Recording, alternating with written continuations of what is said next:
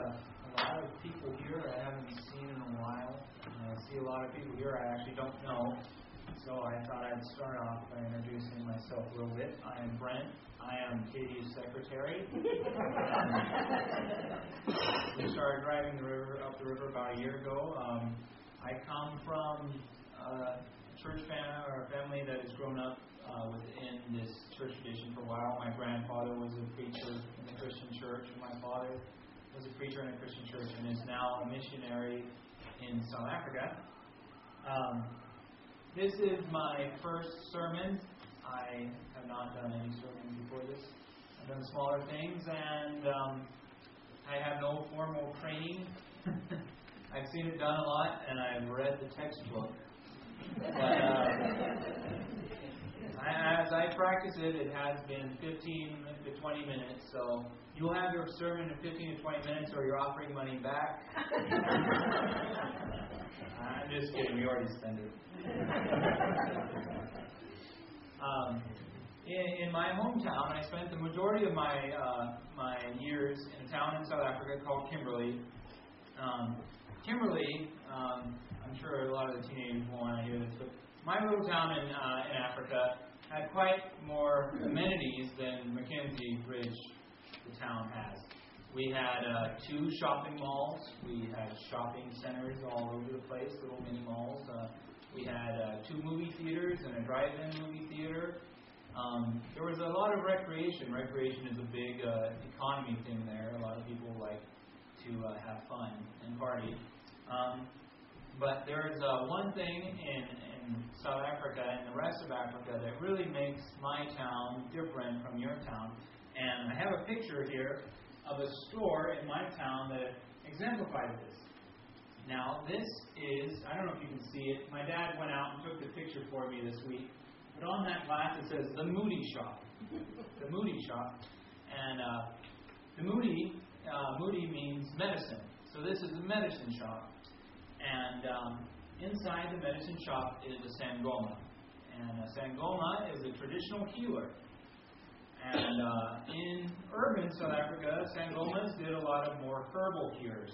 You can put it along the lines of acupuncture or feng shui here, except here in America it's more shown as scientific, a different type of science, but in Africa it was definitely something else was healing you. And in urban South Africa it was more herbal things, but as you got more rural, or if you paid more money, there were more extreme cures. In Zambia, where we spent 5 years of our time, when we went to a village, they would ask us to wear protective beads because there were evil witch doctors who might harm us because white children or white children parts were good moody.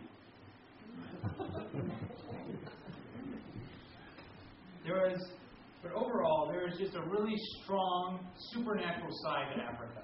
It has not left. It probably will not go for a very long time.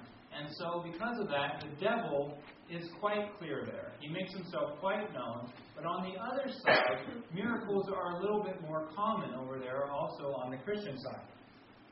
But the progress of the gospel in Africa is still slow. Now, I think that any spiritual leader here in the States would love to have a miracle or an unexplained happening that they could tell their congregation or church about to have them change their minds or have some new people come to the church. And I think there are a lot of people that are young in the faith that would love to have something happen in front of them that they could not explain that would make Christianity an easier option for them. Should I become a Christian? Well, I've seen this. Now I know it's the truth. It's a little bit easier for me. In the Old Testament was filled with miracles, just like Africa. And the progress of the gospel was also kind of slow there. People weren't catching the drift from beginning and end of the Old Testament. My favorite miracle or story in the Old Testament is about a man named Balaam. Balaam was a sort of freelance spiritual person. He worked for himself, but he also had quite a few conversations with God and would do what God said occasionally. In this story, Moab is hiring Balaam because the Israelites have moved in on Moab's territory, and Moab wants to hire Balaam to help him get rid of the Israelites. And he in fact wants Balaam to use the God of the Israelites to get rid of them. God told Balaam once not to do it, and he listened. But the second time, Balaam decides to go, and this is what happens.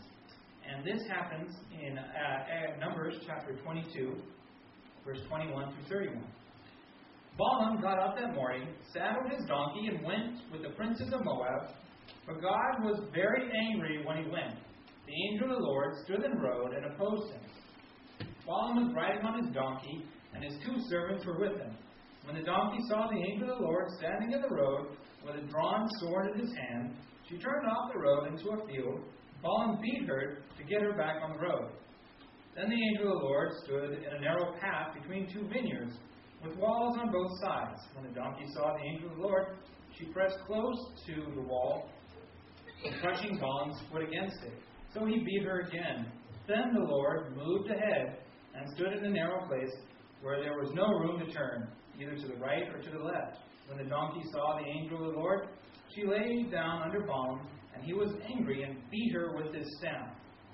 Then the Lord opened the donkey's mouth, and she said to Balaam, "What have I done to you to make you beat me these 3 times?" Balaam answered the donkey, "You have made a fool of me. If I had a sword in my hand, I would kill you right now." The donkey said to Balaam, "Am I not your own donkey, which you have always ridden to this day? Have I been in the habit of doing this to you?" "No," he said. Then the Lord opened Balaam's eyes, and he saw the angel of the Lord standing in the road with his sword drawn. So he bowed low and fell face down. Now this is my personal favorite miracle just because it's so bizarre.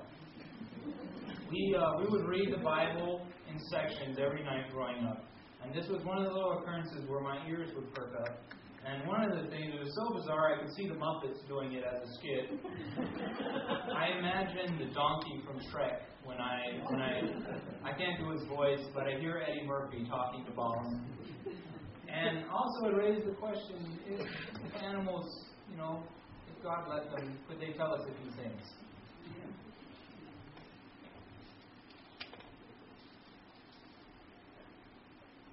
But the question is, if we saw a donkey talking to us, if God opened the mouth of a dog and they said to us, you really are nice to me.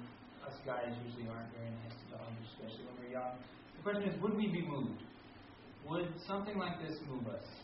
We always ask for miracles. We love miracles. But the question always is, would we be moved if we saw such a miracle? In Exodus chapter 7, verse 10, Moses and Aaron went to Pharaoh and did just as the Lord commanded. Aaron threw down his staff in front of Pharaoh and his officials, and it became a snake. Pharaoh then summoned wise men and sorcerers, and the Egyptian magicians also did the same things with their secret arts. Each one threw down a staff, and it became a snake, but Aaron's staff swallowed up their staff. Yet Pharaoh's heart became hard, and he would not listen to them, just as the Lord had said. The rescuing of the Israelites from the Egyptians had miracles from beginning to end. You will never find a greater collection of God speaking, God doing things, God saving the Israelites more in the Bible. And it's hard not to read it and not be angry as a Christian if you've never seen or heard a single word from God in your life. But no matter how much God talked to them, God saved them, God kept them going, feeding them when they needed food, giving them water, saving them from peril at every step. They did not move